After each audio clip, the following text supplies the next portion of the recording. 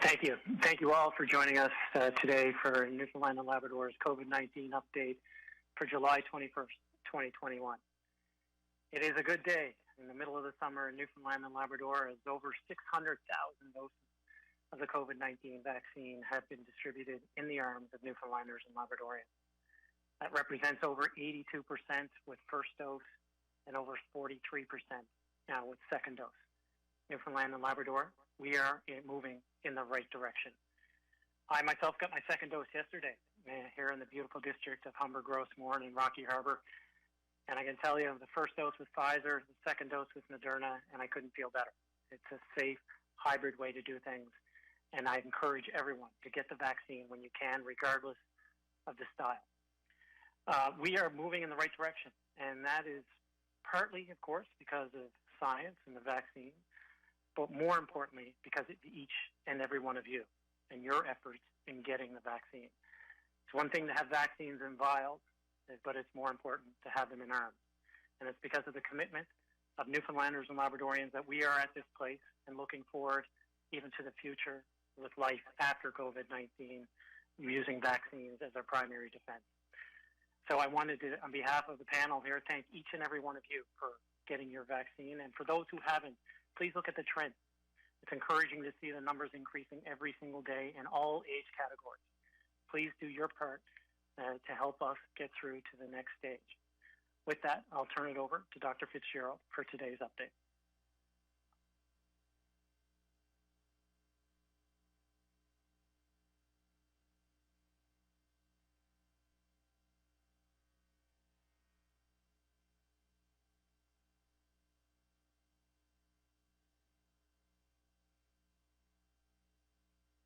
Sits at 1,437.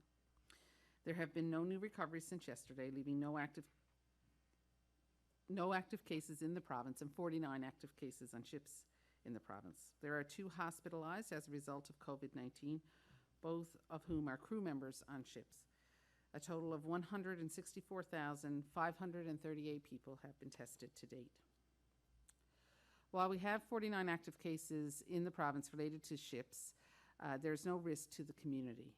The ship in the waters off Bay Bulls departed earlier today, and the ship in Conception Bay that was first announced on July 5th is scheduled to depart tomorrow. Having vessels arrive in the province is not unexpected given our geography and the province's position as a first port for many vessels sailing in the Atlantic Ocean. I want to again recognize and thank Eastern Health staff who have done a great job handling the situation above and beyond. We have also worked closely with the Public Health Agency of Canada, who have been managing the ships as they arrive in the province and will continue this work with the remaining ship offshore.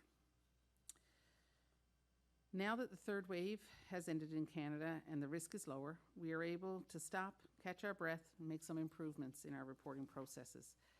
Effective tomorrow, we are transitioning from reporting the number of unique individuals tested to the total number of tests completed.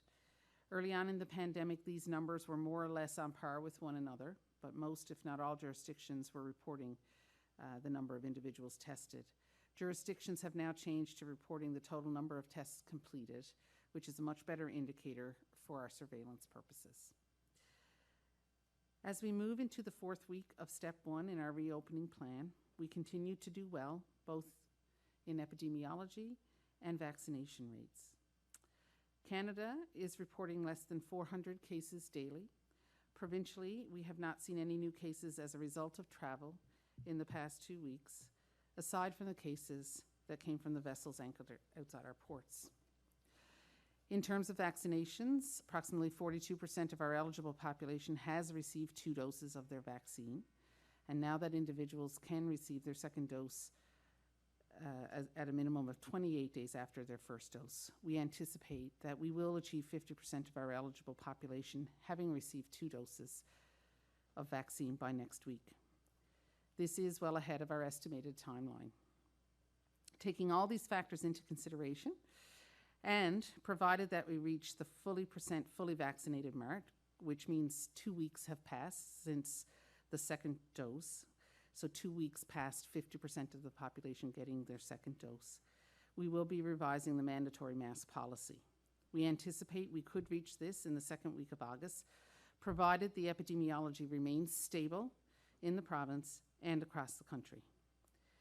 At that time, masks will not be mandatory in most indoor public spaces. But this can only happen if we get our vaccination rates where they need to be. And this is where we need everyone to step up. If you haven't gotten your first dose, please book an appointment. If you have had your first dose of vaccine, please get your second. We need all age groups in all communities to get vaccinated. Across the country and around the world, outbreaks are occurring in those populations with lower vaccination rates. So we all have to work together to ensure our loved ones are protected, our communities are protected, and to get back to normal. Please get your COVID-19 vaccine. Go to your pharmacy, book an appointment through your regional health authority, or go to your physician. Please get both doses of your vaccine. 2 doses offers the best protection against COVID-19. When you do go to get your vaccine, please take the vaccine that you are offered. Do not delay receiving your second dose just to get the same vaccine you received for your first. The mRNA vaccines, Pfizer and Moderna, are interchangeable. Receiving a different vaccine for your second dose is safe and effective. The quicker we can get everyone fully vaccinated, the quicker we can get back to normal. As a recap for anyone just joining us, there are no new cases of COVID-19 today, and the total number of cases in our province is 1,437. We will have to learn to live with COVID. We will see cases in the future, but we will be able to deal with what comes our way if we control what we can. Make the choice to be vaccinated against COVID-19 to protect yourself and those around you. Get tested if you are showing any symptoms, and stay informed on current public health guidance. Hold fast, Newfoundland and Labrador. Thank you.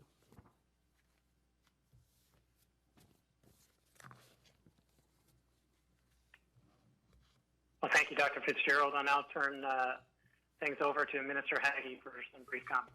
Minister Haggie. Thank you very much, Premier. Thank you to everyone for joining us today. We are doing very well. 43% with dose 2. That seems to be the percentage now that everyone's focusing on. And now with the prospect of movement on masks, I think this is another incentive for those who haven't got shot 1 or shot 2 to do their best to remedy that and get the shot.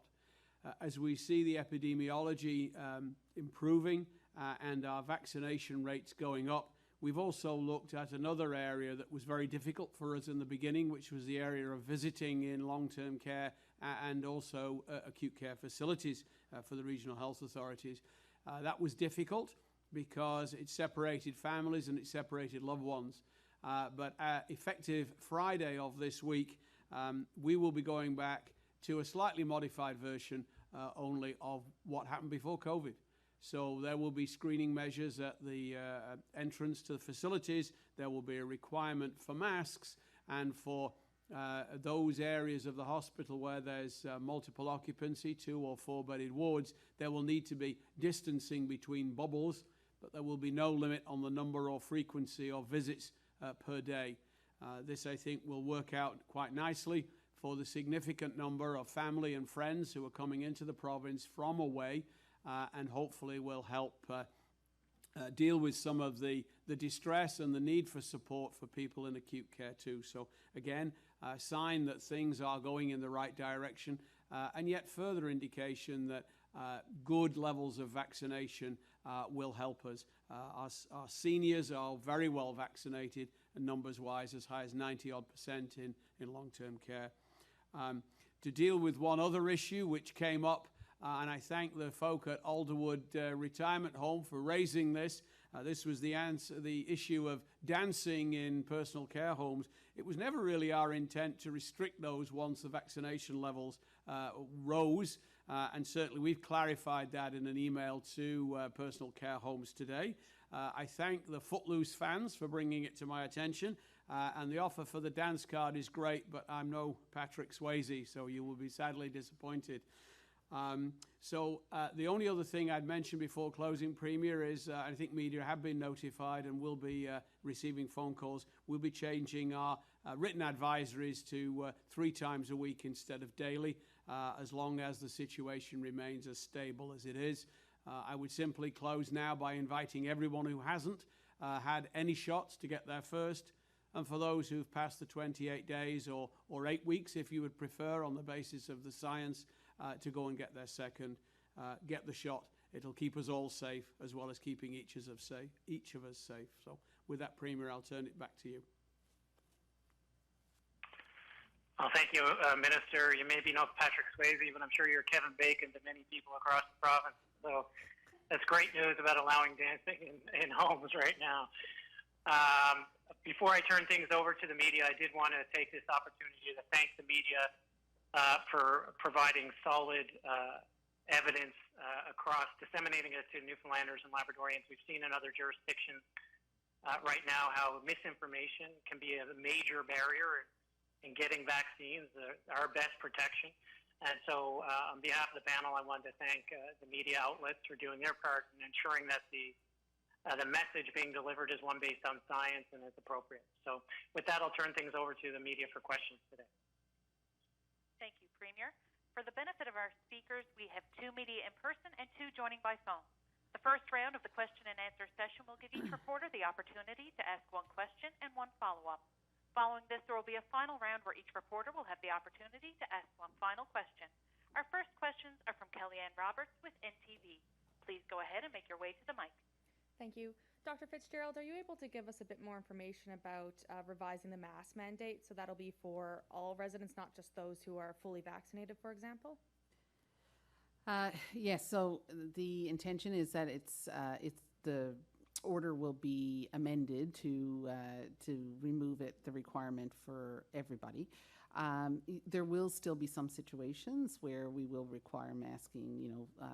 Certainly we're looking at long-term care facilities and other areas where we may have vulnerable populations, but and we still will highly recommend masking. It's just the question of whether it's mandatory or not. So, our recommendation certainly will be that if you, if you're in a situation where you don't know everybody's vaccination status, if you're not fully vaccinated, if you're around a lot of people you don't know, then certainly we would recommend wearing a mask in those situations. But for some other situations where you may feel more comfortable, where it's clear that the majority of people are vaccinated, then we would that mandatory having to wear a mask would not be there.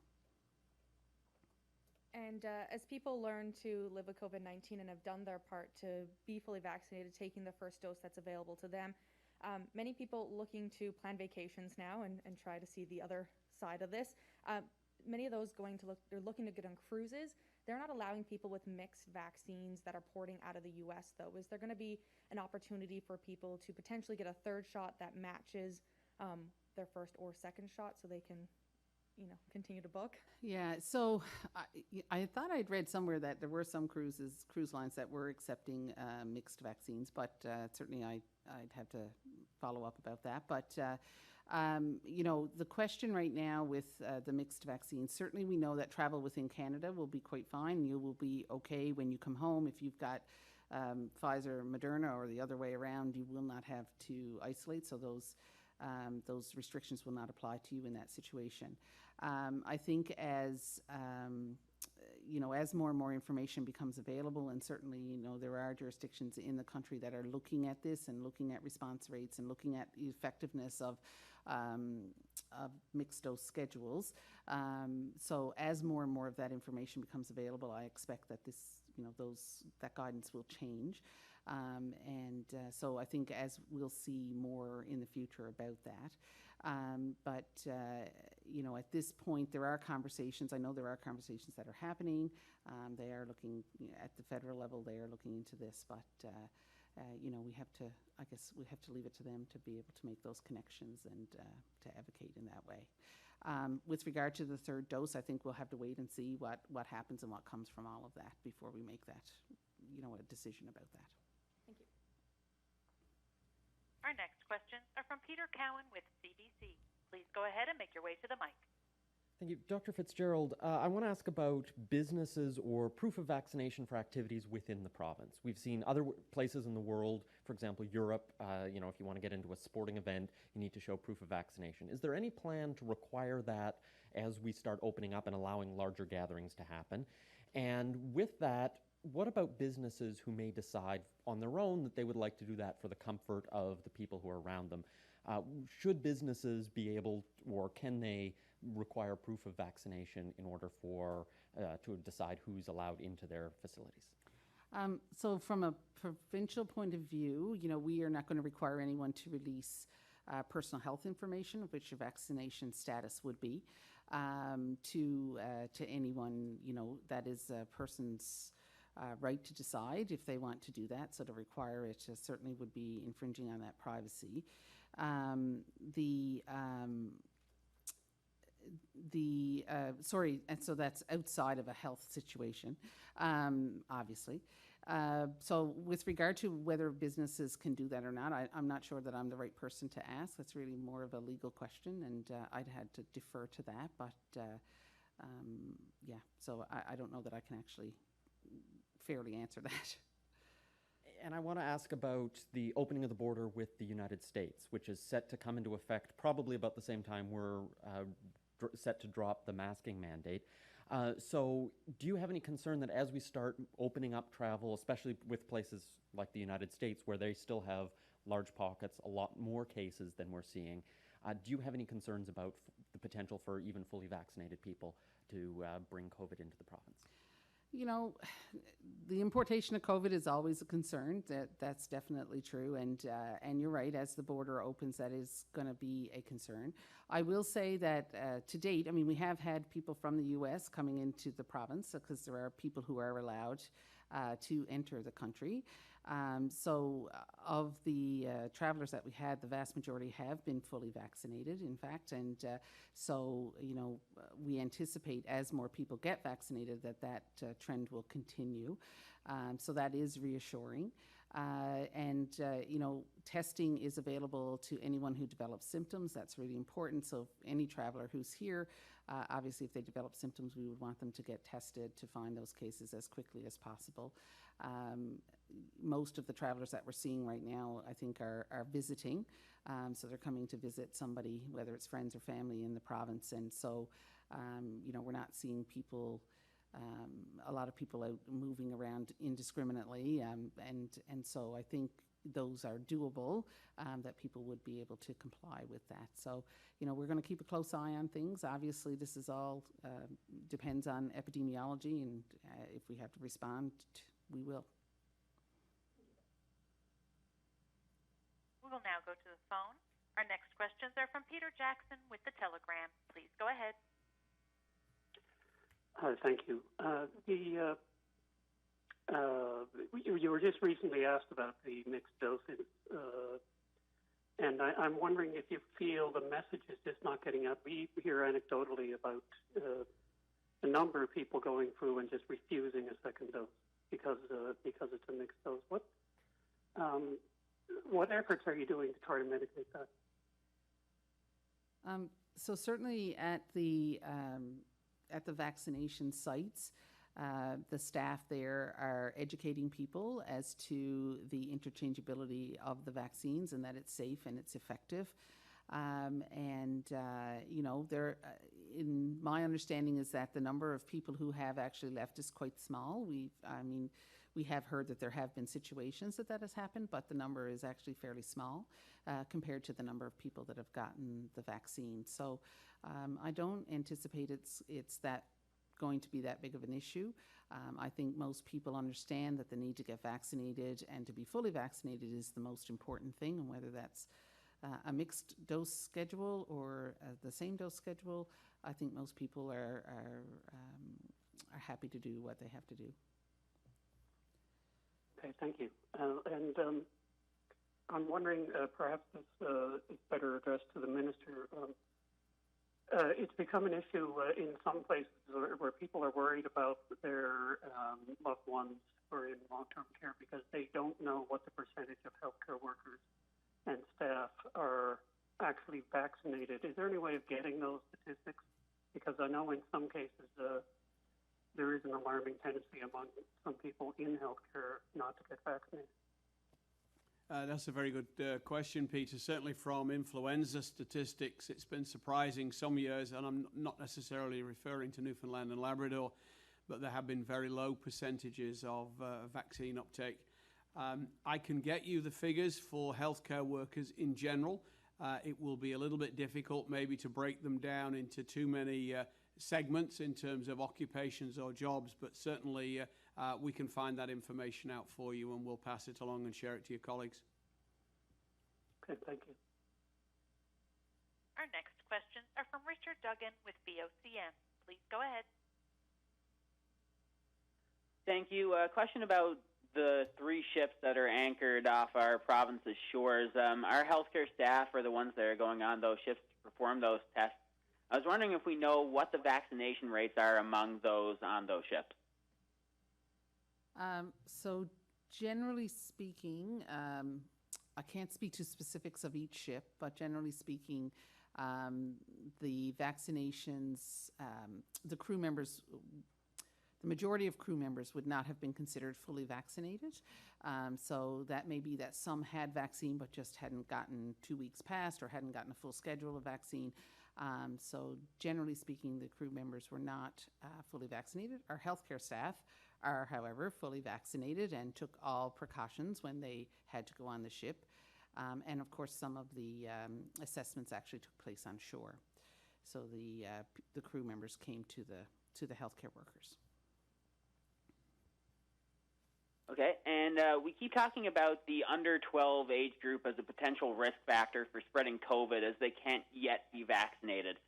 Dr. Fitzgerald, do you know of any studies that are ongoing about vaccinating those who are under 12, and is this something that we could soon potentially see happening? So yes, both Pfizer and Moderna, is my understanding, have studies that are looking at the younger age groups, and some are, I think there's some that are looking at 6 to 12 and then 2 to 5. Those studies are a while out yet. I don't anticipate that we will have any information from those until sometime in the fall.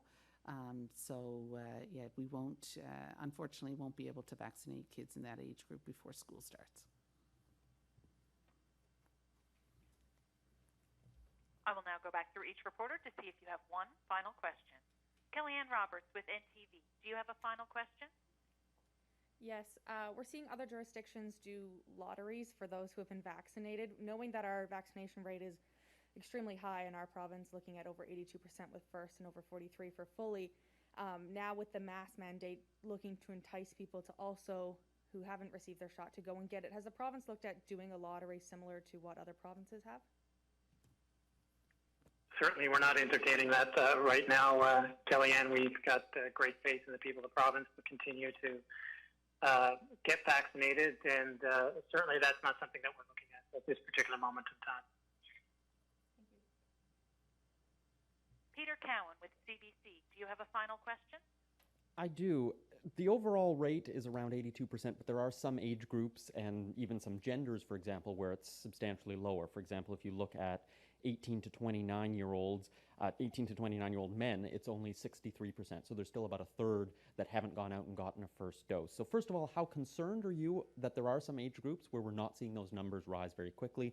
And what are we doing to try and reach out and make sure that some of those people who haven't gotten it do get it? Thanks, Peter. That's a good question. You know, obviously, I would love to see 80% plus fully vaccinated in every age group, in every community in this province. So, you know, that's what our ultimate goal is. We recognize that, you know, people being people, that may not always be achievable, but certainly we would like to see that number rise in that age group, in the 20 to 29-year-olds in particular. We would like to see an increase in the number of first doses, and certainly it appears that the ones who have gotten their first doses are eager enough to get their second, that those numbers are rising. But you know, there is certainly a little bit of concern with that for sure. So The regional health authorities have developed plans, and we're seeing in Western Health, for example, they have started walk-in clinics as well as Lab Grenfell, and that seems to be fairly successful with getting people in. We know that convenience is really important, and especially in this age group, so we're certainly trying to do clinics where, you know, that age group may spend some time.